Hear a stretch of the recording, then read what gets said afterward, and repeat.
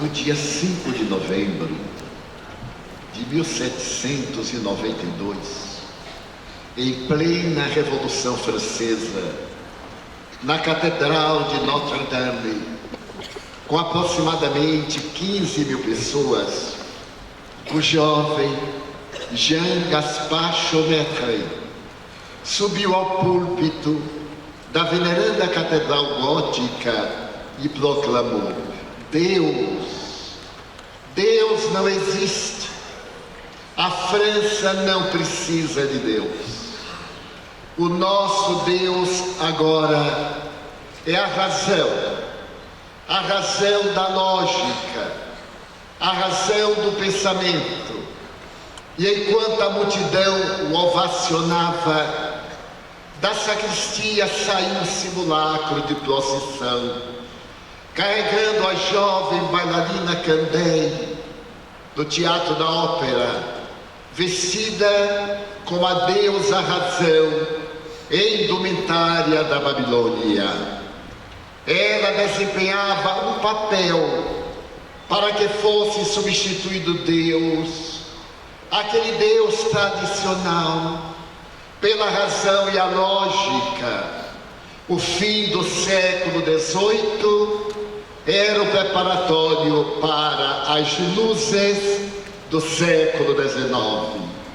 E logo depois, a Revolução proclamou a destruição de Deus. As igrejas foram invadidas, arrebentados os seus altares, atirado fora os objetos de culto, e imediatamente uma loucura, naqueles dias do terror, tomou conta de toda a França. As ruas, as praças, que guardavam nomes de santos, tiveram-nos substituídos pelos nomes da Revolução. Aqueles dias do terror, realizados por Robespierre, Marat, Danton, significariam também a queda do movimento que abalou a terra, porque logo depois o jovem corso Napoleão Bonaparte entrou em Paris e se proclamou como grande cônsul, firmou a segunda concordata com o Vaticano e trouxe à França Deus de volta.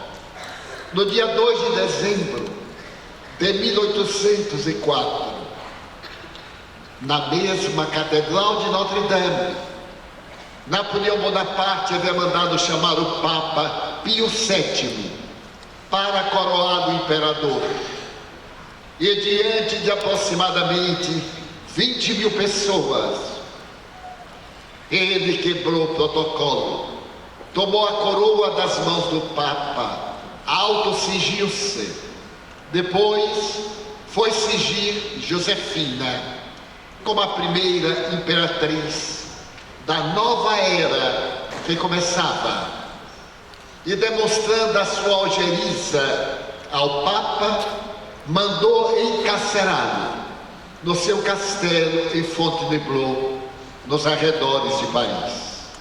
O século XIX é assinalado pelas grandes conquistas da ciência. Em abril de 1862, um jovem médico descobre no cérebro humano o local da fala. Esse jovem médico consegue realizar uma das maiores façanhas a respeito do cérebro humano. Ele havia identificado a razão por que Monsieur Le Borgne, sem ter nenhuma afecção do aparelho fônico, não podia falar. Durante 21 anos, esse homem enunciava apenas uma palavra e esteve internado na Universidade de La Salpêtrière por 21 anos. até o momento em que, dominado por uma enfermidade pertinaz, teve necessidade de amputar a perna. E o jovem médico, Jean Paul, percebeu que não havia cura para este homem. Aguardou morrer e depois começou a perguntar-se por que este homem, que tinha as cordas vocais perfeitas, que podia falar, não falava. Retirou-lhe o cérebro e ficou observando do lado do corpo caloso aquele emaranhado que lhe desafiava que lhe desafiava a inteligência. E observando um lado e outro com muita percussência, ele notou que do lado esquerdo havia uma despigmentação. Tomou do bisturi e adentrou o corte até encontrar o tumor. E depois de extrair o tumor, ele proclamou a primeira conquista a respeito do cérebro. É aqui, na terceira circunvolução frontal da esquerda, que a criatura humana fala. E a partir desse momento, esta área do cérebro passou a ser conhecida como área de Broca, Jean Paul Broca, ou Paul Broca, como é mais conhecido na medicina. O século XIX Astua é o grande período da microbiologia. É o instante em que a ciência se divorcia da religião. As descobertas extraordinárias de Pasteur, que liberta a humanidade da enfermidade cruel, portadora pelos animais, especialmente pelos cães. Logo depois, a descoberta do bastonete da tuberculose por Koch. E mais adiante, a descoberta do vírus de Hansen, que era o destruidor através da lepra multimilenária. E também o período glorioso da fisiologia, especialmente na Universidade de La Salpêtrière. A imagem gloriosa do grande filósofo e fisiólogo Jean-Martin Charcot fascina, e ele descobre que o cérebro é o andar de dois pavimentos, ou é uma edificação em que a consciência tem pequena parte na sua elaboração. As suas conquistas através da hipnose das histéricas atrai a Paris a personalidade controvertida de Sigmund Freud, que estava lutando contra o colégio judeu em Viena, nas observações da sua futura psicanálise.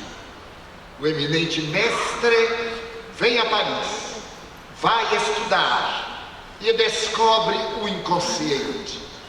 Ele percebe que a criatura humana tem no seu cérebro um edifício, o inconsciente profundo, o subconsciente que lhe pertence, a consciência e a superconsciência, a área nobre dos acontecimentos do futuro.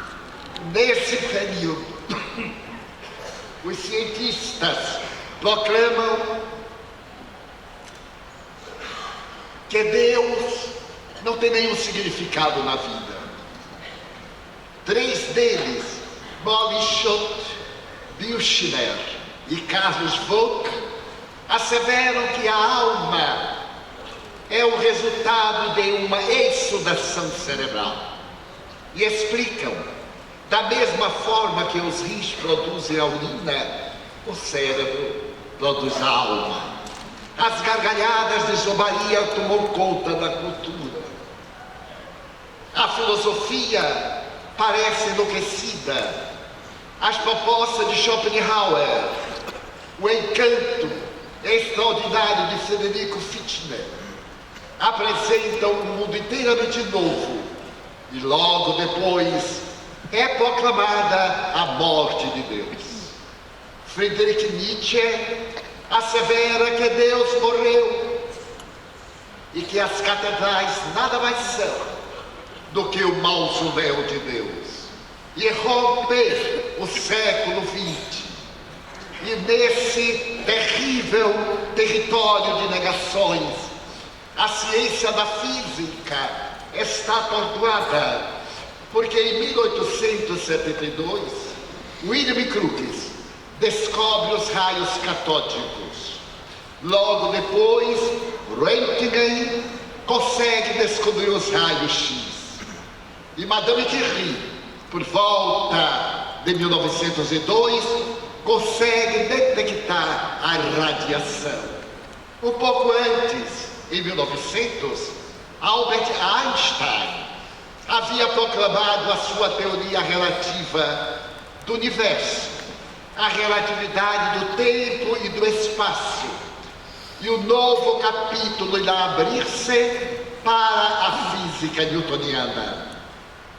Investigações cuidadosas penetram no átomo, conseguem descobrir que ele é constituído de 3 partículas.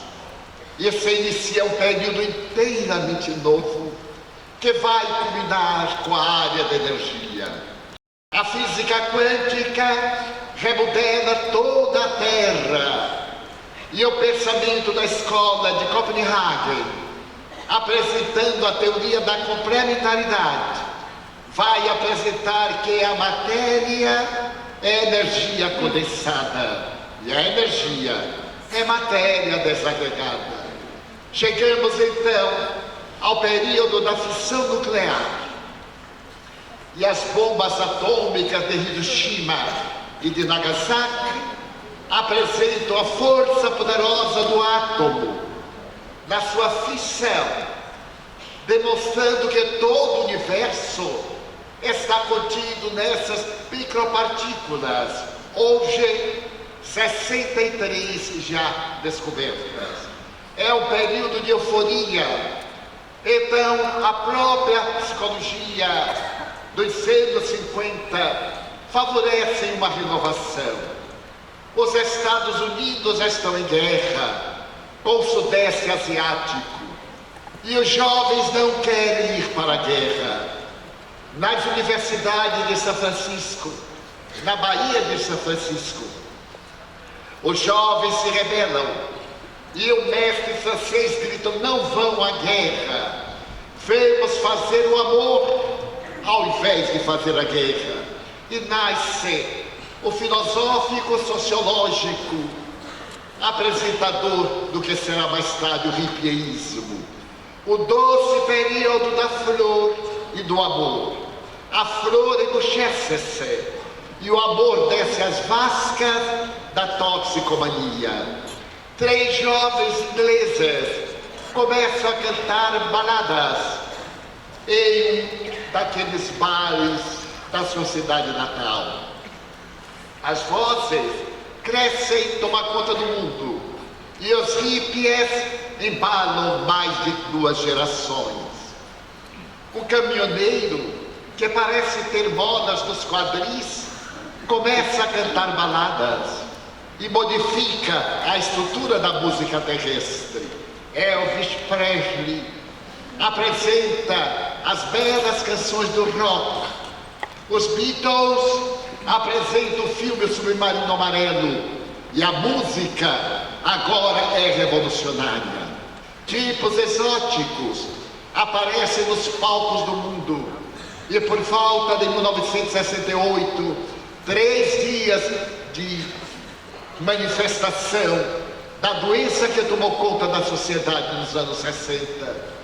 Droga, rock and roll e sexo em uma fazenda abandonada que atraiu aproximadamente 80 mil jovens que se deixaram embriagar sob chuva torrencial e mudaram a estrutura da terra.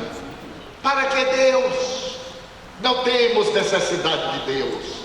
A Igreja Católica movimenta-se. E na Holanda vai publicado o Catecismo da Nova Era.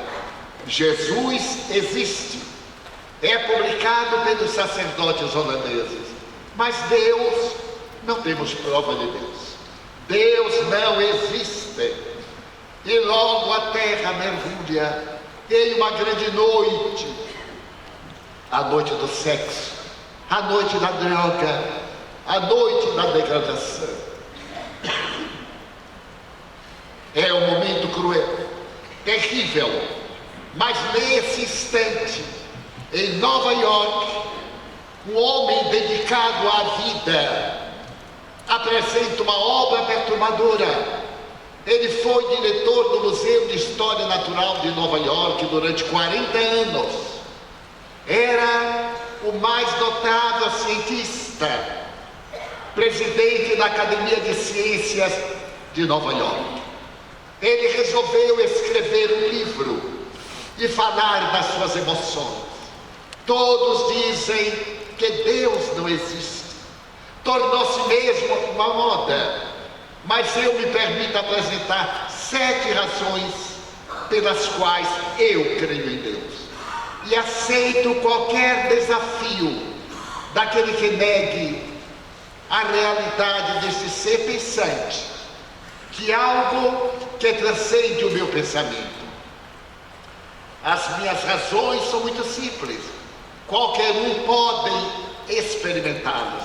Por exemplo, tome 10 moedas de $1, de R$1, e coloque-as no bolso para tentar uma experiência sobre o acaso ou uma experiência sobre a causalidade. Sem olhar, tente tirar a moeda número 1. As suas probabilidades matemáticas serão de 10 tentativas para um acerto. Devolva a moeda número 1 para tentar retirar de imediato a moeda número 2. E a sua possibilidade é de 100 tentativas para o êxito. Devolva essa moeda para tirá-la de número 3. E a sua possibilidade é de uma vez em 1000 tentativas. Tente agora ir retirando 4, devolvendo 5, devolvendo 6, 10. A probabilidade é de uma vez em 10 bilhões de tentativas. Então vamos ver se a vida é resultado do acaso. Questão número 2. Quando nós olhamos a vida na Terra, tudo parece tão bem arranjado, tão bem elaborado, porém, se por acaso o fundo do mar fosse mais fundo apenas 3 metros, a vida na superfície da Terra não existiria, porque o oxigênio, que mede 60 quilômetros, seria absorvido pelas águas e não haveria uma fonte nutriente para o ser que estivesse fora dos mares, dos lagos e dos rios. Da mesma forma, nós vemos as marés e elas são resultado da pressão lunar, porque a Lua está a 370 quilômetros distante de nós. Mas imaginemos que por acaso ela estivesse a 70 mil quilômetros, por acaso, e a vida seria impossível, porque as ondas que ela levantaria lamberia as fraldas do Himalaia. Ou imaginemos que ela estivesse a 400 mil quilômetros, não teríamos a vida nos oceanos. Então isso não é um acaso. Alguém pensou. Vamos examinar, por exemplo, que esta pressão de 60 quilômetros de oxigênio foi calculada para que a vida pudesse viver por uma razão. Diariamente caem sobre a Terra o que nós chamamos de estrelas cadentes, asteroides e outras pedras de outros planetas em número de 50 milhões por dia. E quando passam na atmosfera, são ralados e desaparecem. Graças a essa expressão de volume, se não houvesse esses 60 quilômetros, esses asteroides caíam sobre a Terra e destruiriam, como o asteroide que caiu no México e extinguiu a vida durante alguns milhões de anos, inclusive a vida dos dinossauros. Então isso não foi um acaso. Qualquer coisa examinou matematicamente. Porém, o mais fascinante nessas observações é que nós temos os dias e a noite. A Terra gira em torno do seu eixo com a velocidade de 120 mil quilômetros por hora. Nesta velocidade, nós teríamos a realidade do nosso planeta como temos. Mas se por acaso a velocidade fosse apenas de 120 quilômetros horários, a vida era impossível, porque a noite estaria multiplicada, o dia também. O que não morresse durante a noite pelo frio, morreria durante o dia pelo calor. Mas a Terra está a uma distância de 150 milhões de quilômetros do Sol. É a distância ideal. Se estivesse mais perto, seria destruída pelo calor. Se estivesse mais longe, morreriam todas as formas de vida pelo congelamento. Então, poderíamos citar outras experiências, diz o doutor Cres Morrison, demonstrando que houve um pensamento lógico. Eu creio em Deus por uma terceira razão, que se chama instinto. Todos nós falamos sobre o instinto, mas ninguém sabe onde é a sede do instinto.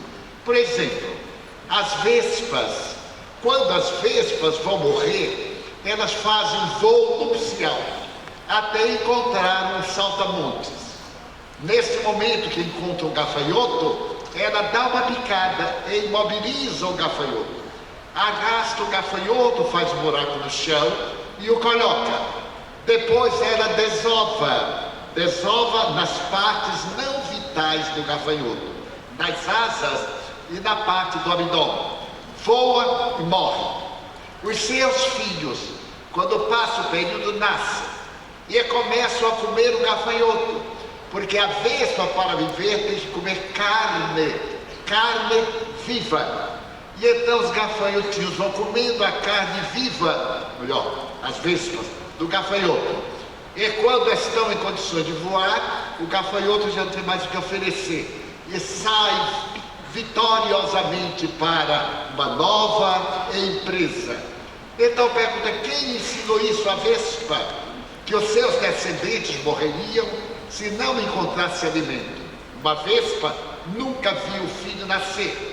Por exemplo, os salmões, quando chega a época da reprodução, eles nadam contra a correnteza e voltam aos rios em que nasceram.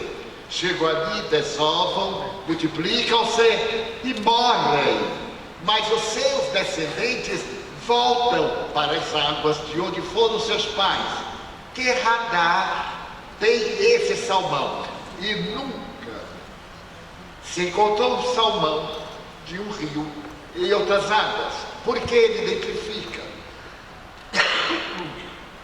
Mais curioso é a questão das enguias.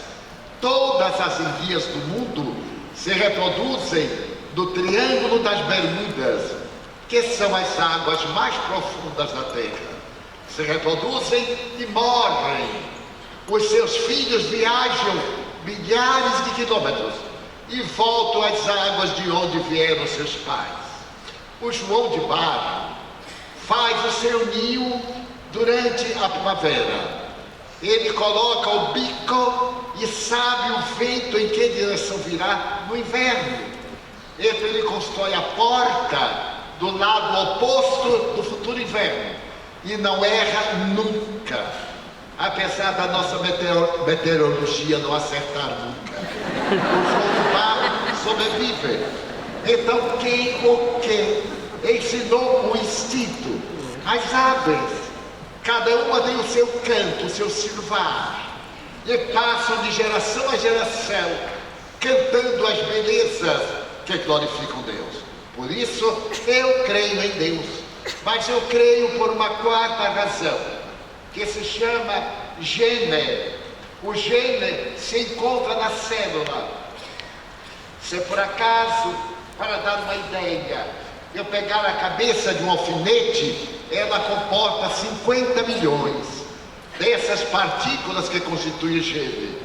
Esse gene é mínimo, mas ele tem toda a história da nossa vida. A queda de cabelo, o tom da pele, a alegria, a sofisticação, os conflitos, estão aí em gênero. Mas o que sucede? Se nós pegarmos todos os genes que existem no mundo e destruirmos e ficar apenas um, e o protoplasma e o raio de sol, em 10 bilhões de anos, a vida estará tão gloriosa como hoje, com 7 bilhões e 300 milhões de criaturas humanas, fora o reino animal e o reino vegetal.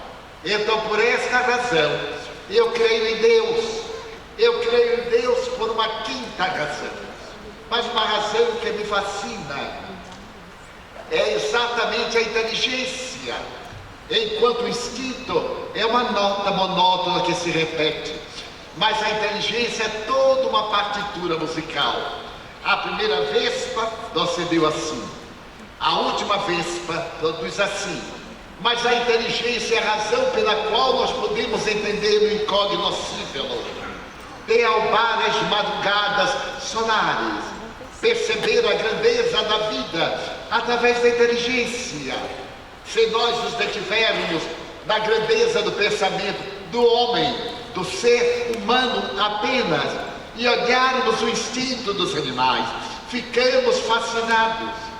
Allan Kardec havia esclarecido que o instinto é uma prévia da inteligência, é uma inteligência embrionária. Nós vemos cães, gatos que salvam vidas, pessoas diabéticas conservam gatos para quando tenham a crise ou entrem no surto, eles tocarem no telefone, arrancam do gancho e o sistema de audição do centro geral vem de imediato salvar a pessoa. Também os cães. E nós vemos hoje na internet, neste período fascinante, o que o instinto dos animais faz, às vezes melhor do que a inteligência do homem, porque eles não erram nunca e a inteligência às vezes se equivoca. Então eu creio em Deus por uma sexta razão. Esta razão é muito curiosa. Existem na Terra 750 mil famílias de insetos. E esses insetos não tomam conta da Terra por uma razão. Todos eles respiram através de um tubo, mas à medida que crescem, o tubo não cresce. E então eles morrem por asfixia.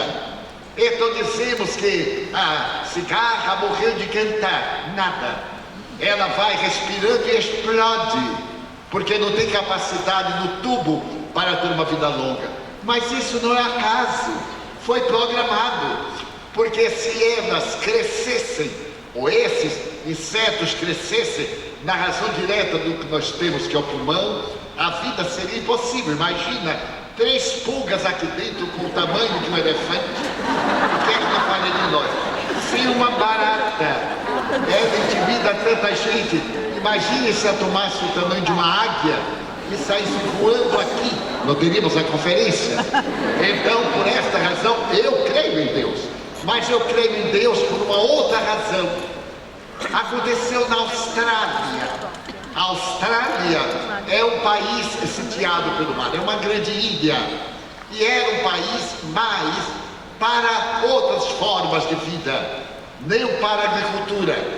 E então os australianos queriam transformar o seu país em áreas agrícolas. Tiveram a ideia de plantar um cactus que pudesse fazer cercas vivas, porque os ventos do mar destroem todos os seminários de vida. Então colocaram cactus e aguardaram.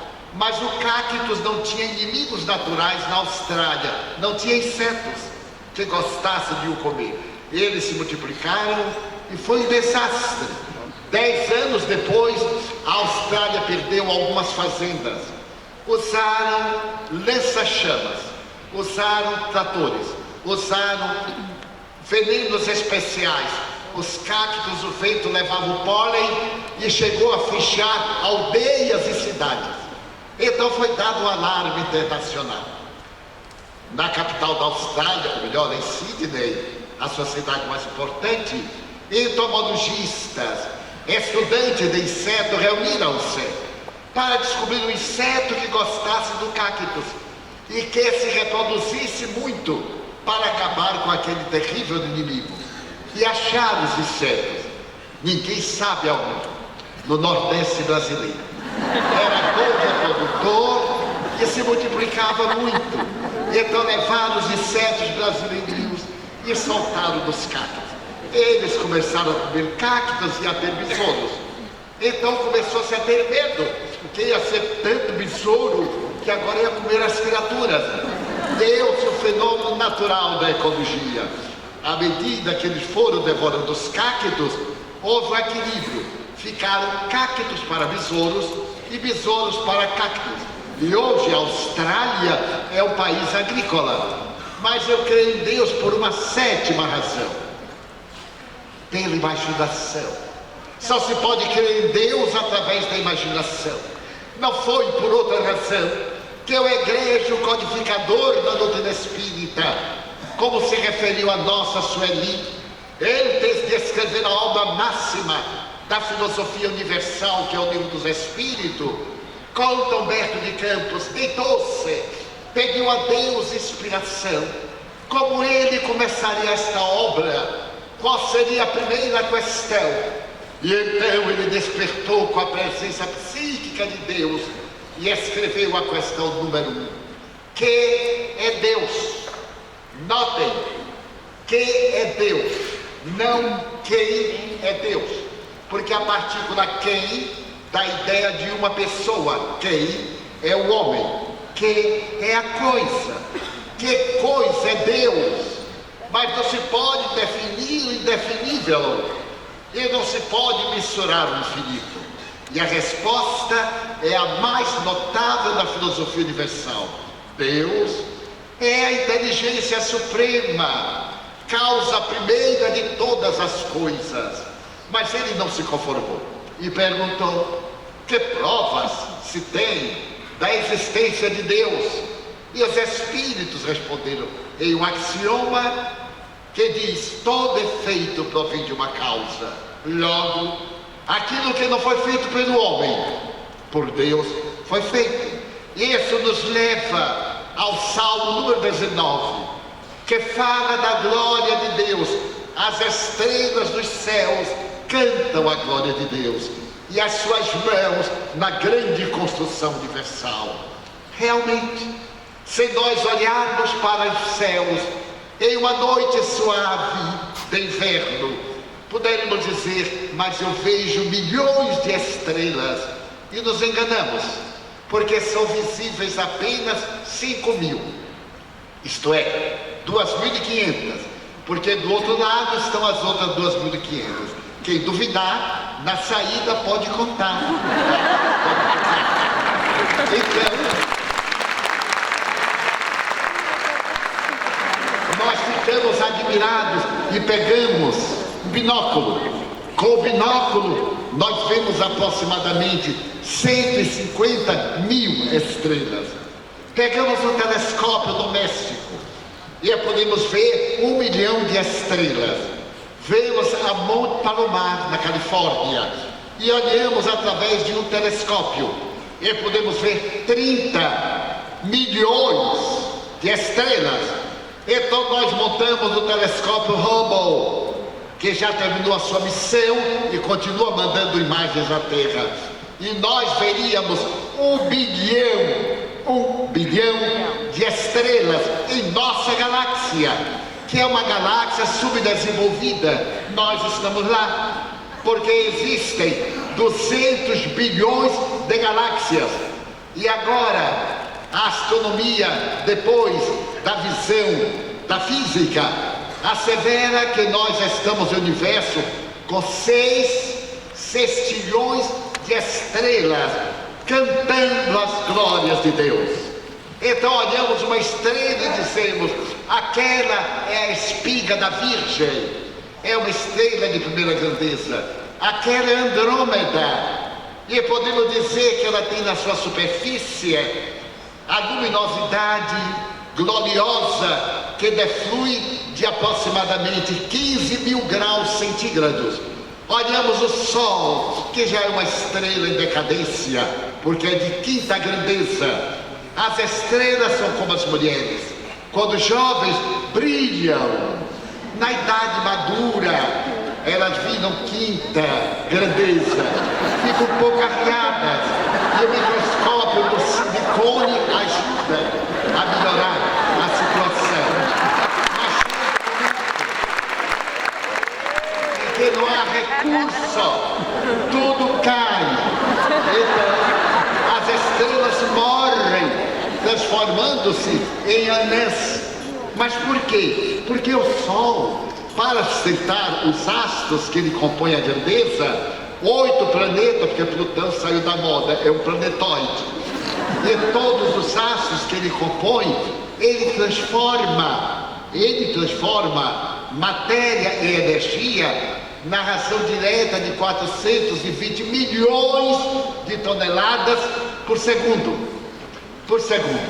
E claro, um dia vai acabar, mas daqui a 10 bilhões de anos. Eu terminei uma conferência sobre astronomia e espiritismo em uma cidade do sul, e quando eu terminei veio uma pessoa de quinta grandeza. Ela chegou-se para mim e perguntou: Divaldo, é verdade que o Sol vai se acabar? Eu digo: verdade astronômica. Mas por quê? Eu estou tão preocupada. Quando será? Eu digo: minha filha, 11 bilhões de anos. Ela disse: ai meu Deus, o que será de mim que ainda não me casei? Claro que ela vai ter. É tão fascinante que a estrela chamada Alfa de Hércules é tão grande que, se colocarmos no lugar do Sol, ela terá um volume muito maior e engolirá Mercúrio, Vênus, Marte e a Terra no seu bojo, porque ela é 81 mil vezes do que o Sol, cantando as glórias de Deus. Então a criatura humana que contemple os astros abaixa a cabeça envergonhada e leva a língua à parte superior da boca, e ali no palato a pessoa tem uma emoção e leva a mão à cabeça e diz: meu Deus. Ao levar a mão à cabeça, toca aproximadamente 100 bilhões de neurônios, que são a nossa vida, todos eles em harmonia vibratória, através das poliideias, através dos hormônios que intercambiam para as comunicações, cantando a glória de Deus. Então nós instalamos a língua e movimentamos 5 milhões de vibrações gustativas e dizemos: ai meu Deus, se eu achasse agora um acarajé, logo a boca enche de água, porque o estômago ouviu, e ele tem 3 milhões de glândulas. O estômago, ele já preparou suco gástrico para o acarajé, e quando nós vamos sair, diz: não vou tomar acarajé nada, eu vou comer um bom beiju paraibano. Ele diz assim: ai meu Deus, esse cara não tem jeito, muda aquela estrutura e vai preparar ácidos, sais e produtos para digerir aquilo que nós acabamos de pensar. E você na hora H diz: mas eu não posso comer isso porque eu sou diabético. Ele diz: eu vou morrer antes de acertar o estômago desse cara. Então, cantando as glórias de Deus, e nós nos levantamos. Quando nós nos levantamos, o nosso sistema nervoso automático funciona, porque nós levantamos no automatismo, e nós movimentamos 150 mil quilômetros de veias, vasos e artérias em um circuito perfeito, porque ele é autoconstrutor, ele realiza a sua própria grandeza, e a isso o notável Dr. Cresce Morrison chama vida. Que é vida? Quem pode definir vida? É o desafio. Qualquer definição de vida é incompleta. Ninguém sabe o que é vida. É um mistério. Bem, para o químico, a vida são as moléculas. Para o agricultor, são as sementes. Para o artista, é a imaginação. Para o poeta, é o canto. Para cada um de nós, a vida tem um sentido, mas a vida transcende tudo isso. Imaginemos uma raiz de planta. Desce o pântano e ali no pântano absorve a água pútrida e transforma esta água quimicamente em perfume de uma flor, em um fruto saboroso. O que é a vida? Que pega água e transforma em madeira. Que mistério é esse da vida, capaz de apresentar-se na multiplicidade de expressões que enriquece a vida? Então a vida, dizendo com Claude Bernard, o extraordinário pensador e biólogo da França, a vida é um ato de amor. E é através do amor que nós poderemos entender Deus. Permitam-me narrar algo emocional que nos dê uma ideia do sentido da vida. Havia em São Francisco, na Califórnia, a mulher mais rica dos Estados Unidos. Bem, estamos no século XIX. Ela casada com o governador da cidade, que também era senador da República, e possuía um filho. Era uma mulher feliz, que era magra. Ainda tinha isso? Era magra. Então era uma felicidade incomparável. Pois Madame era considerada a mulher mais invejada de Califórnia. Ela mantinha uma carruagem folheada a ouro. E quando a carruagem descia as ruas de São Francisco, com um lenço de seda belga, ela provocava inveja do aplauso que a multidão lhe dava. Mas Madame era muito singular. Madame adorava o filho. Bem, no jeito moderno de muitas mães, adorar o filho é dar coisas, é ser alguém que fornece, porque ela não se dava. E o amor só é amor quando nós nos damos, senão é negócio. Madame morava na Grande Bahia, em Palo Alto, um local lindíssimo na Baía de São Francisco, e morava num castelo. As amigas diziam: mas Madame, e é seu filho? Ela dizia: meu filho é a criança mais feliz da Califórnia, porque eu tenho uma babá alemã, eu tenho uma aia de natureza nascida na França, ele tem uma servidora americana, mas eu prefiro mais tarde colocar uma inglesa. Ele tem tudo. Metade do nosso lar, do nosso castelo, é de Leland. Leland é uma criança feliz, sonhadora, mas não era verdade, porque ele tinha tudo isso, mas não tinha mãe, porque a mãe vivia muito ocupada, era a primeira dama, tinha que cuidar dos negócios do marido, que era dono de uma rede de bancos, e raramente encontrava-se com Leland, bem, uma vez por semana, porque quando Leland acordava, a mamãe estava dormindo. Quando Leland ia para a escola, a mamãe ia para o cabeleireiro. Os horários eram todos confusos, mas uma vez por semana, aos domingos, a família se reunia. E então, o senhor governador e senhora acompanhavam Leland, mas ela não lembrava de ter abraçado Leland. E Leland amava a senhora, no sentido inverso do tempo que ela possuía. E Madame lhe dizia: Leland, tu tens olhos verdes, são duas esmeraldas que eu gostaria de ter num pendentif no meu pescoço. Se eu pudesse, arrancava teus olhos, meu filho, e faria um colar com as tuas gemas, que são teus olhos verdes. Ele sorria encantado. E Madame tinha sua vida muito feliz. Mas diz o ditado que não há felicidade que sempre dure. E um dia veio a má notícia. Madame tinha uma tia muito pobre, dessas velhas que têm a ousadia de nascer em famílias ricas. Ela morava no arrabalde de São Francisco e morreu. E como pobre gosta muito de criar problemas, ela achou de morrer na primavera. Podia ter morrido no inverno e ninguém notava, mas ela morreu em plena primavera. E foi um problema, porque os jornalistas colocaram: Madame está de luto e durante uma semana não pode sair de casa.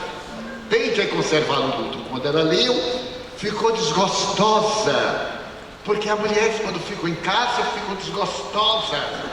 Ela correu ao marido e disse: que será de mim nesta casa, neste museu?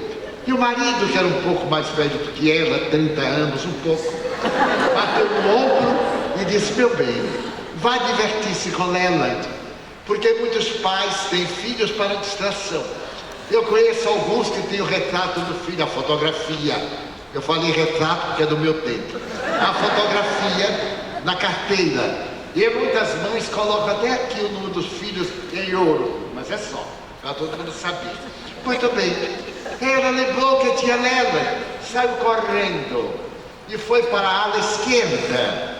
Quando ela chegou ao corredor, ela começou a escutar uma música suave que saía da sala. Ela empurrou a porta e sobre o tapete persa imenso estava um clavicórdio, um pioneiro dos pianos, e Leland tocando a música. Ela se aproximou comovida, sentou-se e ficou olhando os olhos verdes de Leland, que pareciam sorrir. Quando Leland terminou, ela perguntou: meu filho, é uma música tão triste? É, mamãe. Mas por quê? Eu gosto. Você sabe cantá-la? Sim, mamãe, vou cantá-la. E cantou-a. Aquela voz de rouxinol ferido, melancólica, comoveu Madame. E Madame perguntou: meu filho, por que você gosta dessa música? O que é que ela conta? Ela conta uma história, mamãe. Uma história de pescadores. Um pescador vivia na praia, na Normandia, na França. E todo dia pela manhã, ele ia ao mar. A mãe, a mulher e o filhinho, filho único, acompanhavam, ele estava na barca e dava adeus. E ao entardecer, todos iam esperá-lo. Ele voltava trazendo peixe e alegria.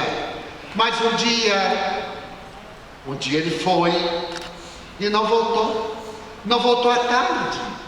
Ela esperou a noite toda e ele não voltou, nem na manhã seguinte, nem no entardecer, nunca mais. Então ela ficou muito triste e disse ao filho: espera por mim, eu vou buscar teu pai. E adentrou-se nas águas e não voltou nunca mais. E ele estava sentado, aguardando que as sereias devolvam seus pais. Oh, Leland, mas é uma história muito triste. É, mamãe, eu gosto dessa história. Por quê? Porque se parece comigo. Leland, teu pai é o homem mais rico da América. É, mamãe, eu sei, mas ele nunca tem tempo para vir me ver. As sereias do dinheiro tomam conta dele. Mas eu, meu filho, também, mamãe.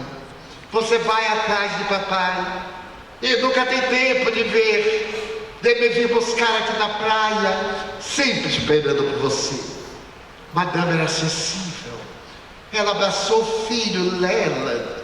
Perdoa-me, agora eu ficarei contigo, vamos brincar. E saiu a correr pelos jardins e descobriu que amor é convivência, amor é carícia, amor é ingenuidade. Essas tolices que um amante diz ao outro, essas coisas que provocam riso. E então ela notou que amava o filho mais do que imaginava.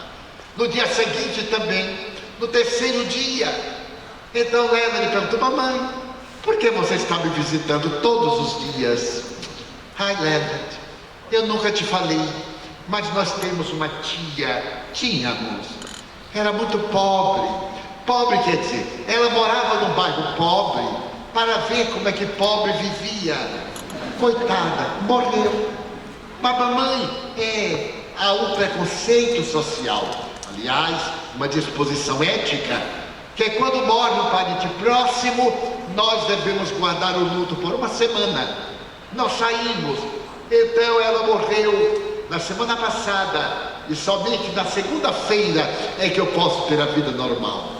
Mamãe, quer dizer que quando morre uma tia, você fica dentro de casa? Lela. Mamãe, quantas tias você ainda tem?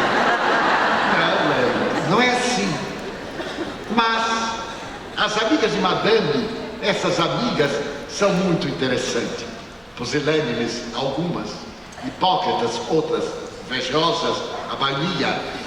Uma delas chegou a casa e disse: querida, eu tive uma ideia de você sair deste desterro. Eu descobri que aqui em São Francisco tem um orfanato. Então você poderia anunciar aos jornalistas que amanhã, domingo, você vai levar um óbolo de caridade. Então vai aparecer sua fotografia nos jornais, a caridade vai ser decantada. Já imaginou? Madame teve a coragem, na sua dor, de ir atender os órfãos. Ai, Madame, achou aquilo uma maravilha, aceitou, mandou preparar guloseimas, mandou preparar a carruagem, mandou avisar no orfanato. E quando ela desceu, e dois auxiliares vestidos a caráter carregaram as bandejas com doces, ela viu Leland na porta. Ele estava vestido de veludo azul, com chapéu grande de Gainsborough. Ela então olhou, agora amava o filho. Ele nunca tinha entrado na carruagem. Então ela perguntou: Leland, queres vir? Oh, mamãe. Ele desceu a escada, abriu a porta, entrou, ela deu sinal, a carruagem avançou. E ele perguntou: mamãe, aonde vamos? Ao orfanato, Leland. Mamãe, que é orfanato? Leland, tu tens 11 anos e não sabes o que é orfanato? Ninguém nunca me falou lá em casa. Orfanato, Leland, orfanato Ora, orfanato é lugar de órfãos. E órfãos, mamãe? Que são órfãos? Mamãe era muito rica, mas não era muito lógica. Que são órfãos? Tu não sabes o que são órfãos? Órfãos, Leland, são esses miseráveis, esses moleques de rua, essa ralé, esses meninos mal educados que eles vêm por aí, são órfãos. Chegou ao orfanato. A porta do orfanato estava aberta e os órfãos estavam lá de fora. Então os servidores de Lipré saíram com as bandejas e Leland saltou e disse: mamãe, os órfãos são crianças. E começou com uma bandeja, ofereceu um órfão, perguntou: seu nome? John. E John comia com a boca, comia com os olhos, comia com a mão, botava no bolso, porque os órfãos têm uma fome em todo lugar.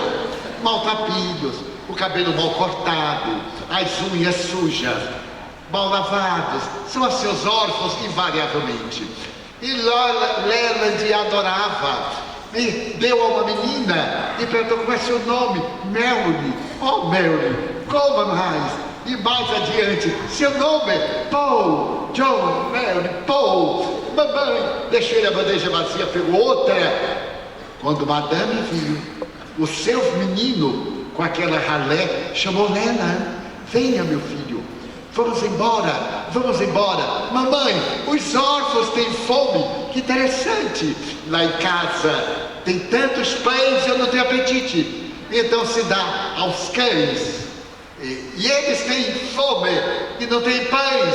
Leland, isso não é comigo. Mamãe, por que papai? Leland, isso é questão de política, não te envolva. Mas mamãe, são crianças. Leland, vamos embora. De repente chegou na carruagem e gritou: eu vou voltar para falar com vocês, meus irmãozinhos. Madame ficou estarrecida. Leland, não são teus irmãos. Isto é a ralé, é a vergonha. Arrependo-me de ter te trazido. Mamãe, John, Paul, Mary e os outros são... Leland, não interessa. Interessa que tu és rico e eles são miseráveis. Mamãe, eu queria dar um presente aos órfãos. Você se lembra que no Natal, meu padrinho me deu $1000? Claro que eu me lembro. Eu queria dar os $1000 para os órfãos. Leonard, eu apliquei o teu dinheiro numa caderneta especial que teu pai e eu fizemos. A mamãe quer são $1000 para nós. Esse seu colar custou 40 mil e você tem tanto lá no seu quarto. Leonard, eu te proíbo de falar dos órfãos. Leonard sorriu e abaixou a cabeça. Quando chegaram a Palo Alto, ele disse: mamãe, vem cá. Pegou-a, levou à janela e perguntou: mamãe, de que lado está São Francisco? Ali, meu filho. E os órfãos? Leonard, mamãe, aonde estão os órfãos? Ali, meu filho, em São Francisco. Mamãe, eu queria ir ver os órfãos. Não, Leonard, não iremos nunca mais. No dia seguinte, Madame recuperou o movimento, mas ela foi brincar com Leonard. Quando ela chegou sorrindo, ele estava à janela e disse: mamãe, é daquele lado que estão os meus irmãozinhos. Leonard, tu não tens irmãos? Tu és filho único. Mamãe, mas eles são crianças como eu. Eu gostaria tanto. Leonard, não me falas. Uma semana depois, Leonard adoeceu. Passou a ter febre. Chamado médico, examinado, o médico disse: ele tem uma doença emocional. Ai, a loucura que deu no meu filho, uma neurose. Ele quer ir ao orfanato. Então, senhora, deves levar, porque ele pode morrer. Morrer? Sim. Quando nós temos um desejo profundo e introjetamos, ele se transforma num vírus cerebral e mata. Mas eu não levarei nunca. Então, tem uma solução. Retire-o da Califórnia. Muito boa essa solução. Irei fazer uma viagem internacional. Combinou com o marido e programou fazer uma viagem à Europa, no tempo dos grandes transatlânticos. A cidade tomou conhecimento e no dia abraçado, Madame Leonard, várias auxiliares seguiram. O marido foi despedir-se. A Filarmônica de São Francisco foi tocar, e ali no parapeito do navio, enquanto ela dava adeus às amigas com seu clássico lenço branco belga, Leonard perguntou baixinho: mamãe, para onde vamos? A Europa, meu filho. Mamãe, eu não vou abusar, mas de que lado está o orfanato? Ali, Leonard, ali, e não me fales mais.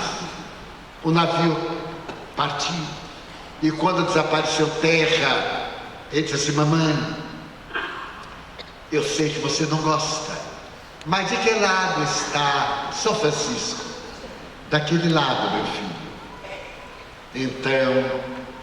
Então é lá que estão os órfãos, os infames órfãos. Madame chegou a Barcelona. Quando saltou, Leonard olhou a beleza de Montjuïc, a grande montanha no cais de Barcelona. Olhou para um lado e para o outro: mamãe, de que lado está a América? Ali, meu filho. Ah, então é lá. É, meu filho, é lá. Mas tu nunca mais voltarás. Madame ficou em Barcelona, atravessou os Pirineus, foi a Paris, e em Paris, no mais belo recanto de Paris, no apartamento de luxo, Leonard subiu e, chegando à sacada, olhou a beleza da cidade. Ainda não havia La Tour Eiffel. E ele perguntou: mamãe, aqui em Champs-Élysées, onde estão meus órfãos? Leonard, eu também não sei. Eu perdi o endereço. E Leonard ficou triste.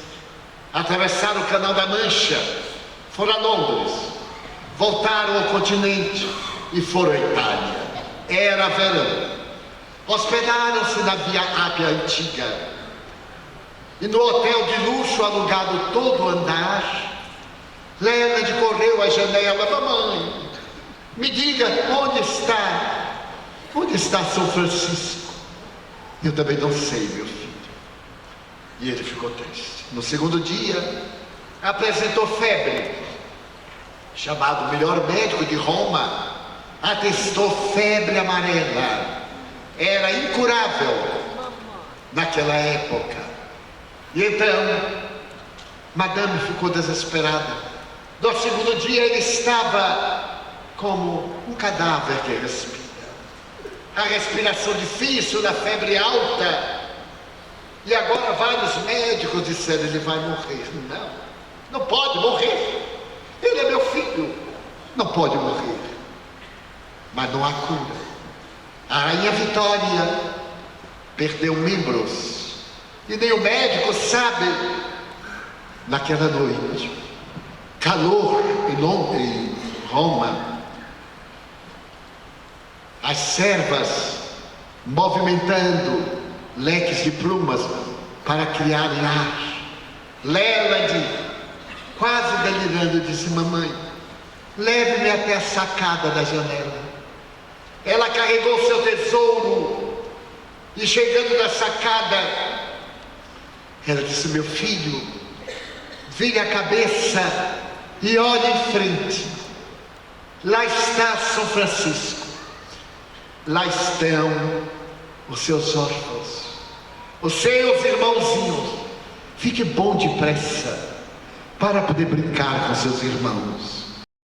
Mamãe, eu estou tão cansado. Eu quero me deitar. Madame levou, colocou no leito, pálido e avermelhado, da febre e do desgaste orgânico. As servas de joelho, o sacerdote ao lado esperando. Quando Leland ergueu-se com os olhos esbugalhados: mamãe, os órfãos estão chegando. Olá, John. Olá, Paul. Mary. Não são os órfãos, meu filho. É delírio da febre. Mamãe, eles estão me chamando. Leland, meu filho, não vá.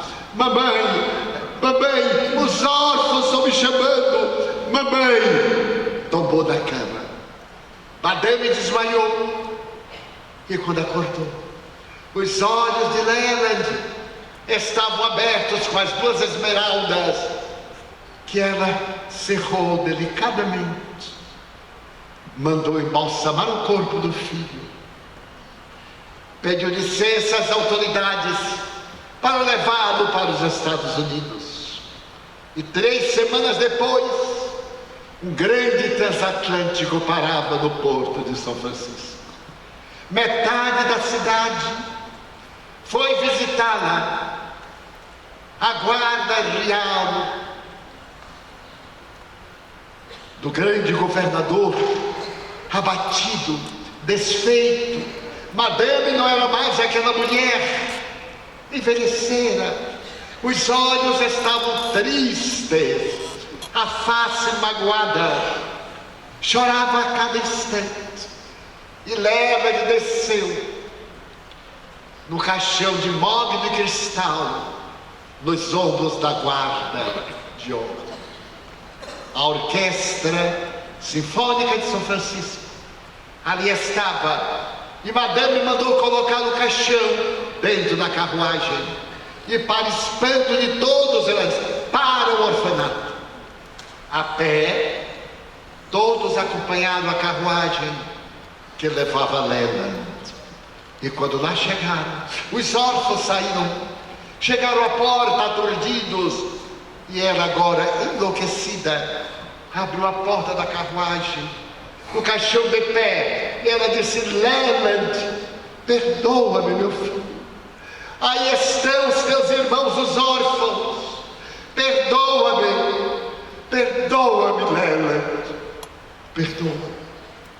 E levou para Palo Alto, onde sepultou no alto da montanha, e colocou um mármore de Carrara branco sobre o túmulo. Plantou uma roseira vermelha, para que na primavera, as pétalas de sangue caíssem sobre o mármore branco. E Madame mandou reconstruir o orfanato. No ano seguinte, ela construiu 2 orfanatos em São Francisco. No ano imediato, o senador morreu. O senador Stafford morreu. E Madame descobriu que os órfãos não apenas necessitavam de mães e de pães, mas também de educação. Vendeu tudo que tinha, tudo, e transformou na Universidade Stafford, na Baía de São Francisco. E ela foi visitada em 1905, já idosa, por um jornalista brasileiro, que depois de anotar esses dados, perguntou-lhe: Madame, você deu tudo que tinha? Tudo que tinha. Vendi tudo. Esta casa é modesta e eu vivo nela, porque tudo que eu tinha eu dei aos meus filhos órfãos. Madame, e você deu aqueles $1000 que o padrinho de Lela de Stafford lhe deu? Esse não. Esse eu fiz uma fundação para educar qualquer criança órfã de olhos verdes, em homenagem ao meu filho.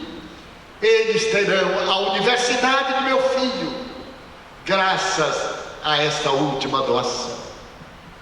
Eu visitei posteriormente, na Grande Bay de São Francisco, a Universidade de Stafford. Fotografei Leland, fotografei Madame e o senador Stafford, e guardei. E o dia que eu fui falar em São Francisco, estava em uma igreja mormon, e de repente eu vejo entrar um jovem de 11 anos, eu sabia da sua idade, com um chapéu de veludo e de plumas, e aigrette, uma pluma muito rara, vestido à moda de botas. Ele entrou e disse: Divaldo, não deixe de visitar nunca as crianças pobres, a ralé, os miseráveis, os sem ninguém, como mãe chamou. E graças a Deus, a quem ela se entregou, o meu tema é: entrega-te a Deus. Ela subiu a grande montanha do sacrifício, entregue a Deus por amor a mim, seu antigo amor de inúmeras reencarnações.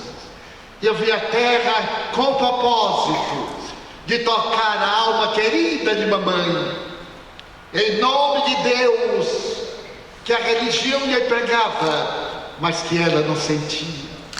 Então, através da dor decorrente do amor, ela fez a sua entrega a Deus.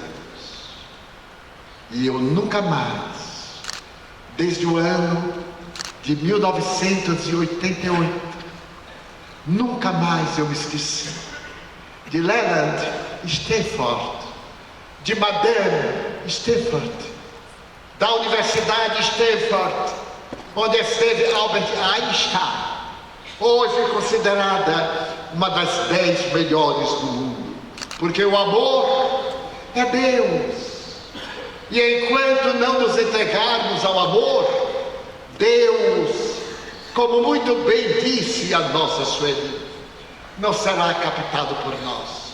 Eu confesso que não amava a Deus, isto é, eu falava como todo mundo falava, mas Deus é inconcebível para a minha imaginação. Então eu não podia amar a algo que eu não entendia, que eu não compreendia em absoluto, por mais que eu imaginasse.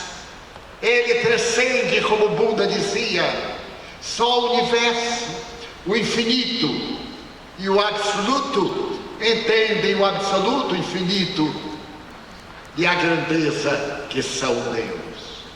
Até um dia que eu resolvi enfrentar Deus, e de joelhos, eu havia saído do catolicismo e estava entrando na abençoada doutrina espírita, de joelhos, como eu fazia na igreja. Eu repeti uma frase do Sadhu Sundar Singh, o grande místico da Índia: aparece, se tu és Deus, aparece-me. E fiquei de frente da parede, olhando e olhando. Então eu ouvi uma música que parecia o próprio vento, aquela musicalidade.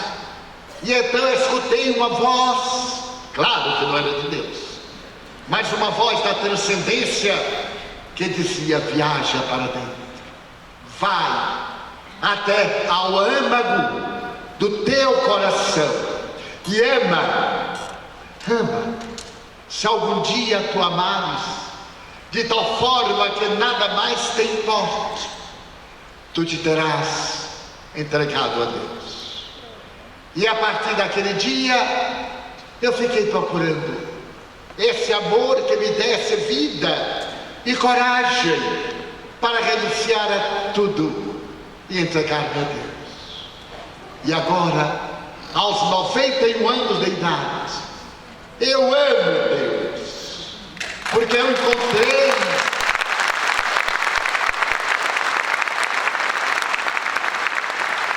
dentro de mim e percebi que eu era Deus com D minúsculo, porque transformei a minha vida em um relicário de orações. Como disse muito bem a Sueli, diminui a intensidade dos fenômenos mediúnicos. Renunciei, se é que o médium pode fazer. Há várias faculdades que chamam a atenção, e preferi a faculdade da incorporação de espíritos sofredores, aqueles que ninguém quer, de entidades obsessoras, que exigem muito do animal que é o médium, do seu fluido, da sua energia animal. Aprendi a silenciar na mediunidade.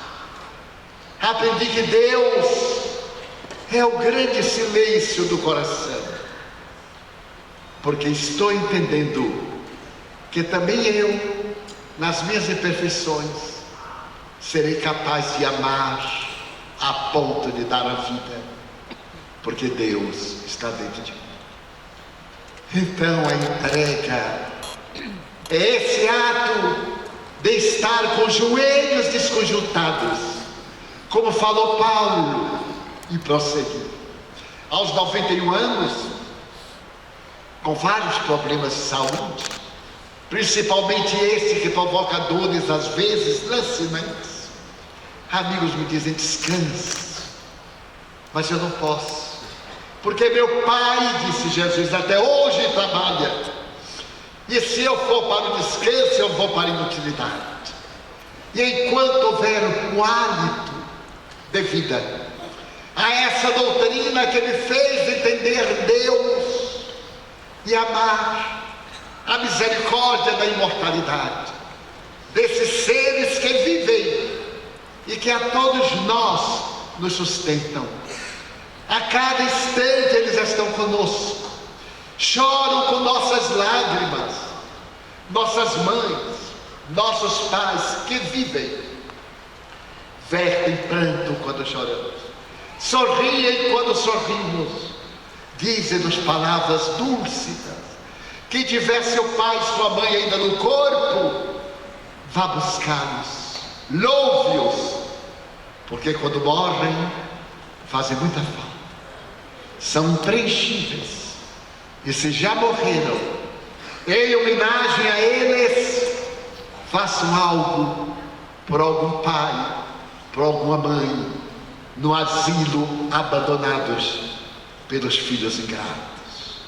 E tenho a certeza que se estarão entregando a Deus Entregar-se a Deus é louvá-lo, é cantá-lo, é vivê-lo, é não reclamar, é ter a coragem de dizer: eu tenho tanto para agradecer e tão pouco para pedir, que eu te quero dizer, Senhor, muito obrigado pelo que me deste, pelo que me dás. Muito obrigado, Senhor.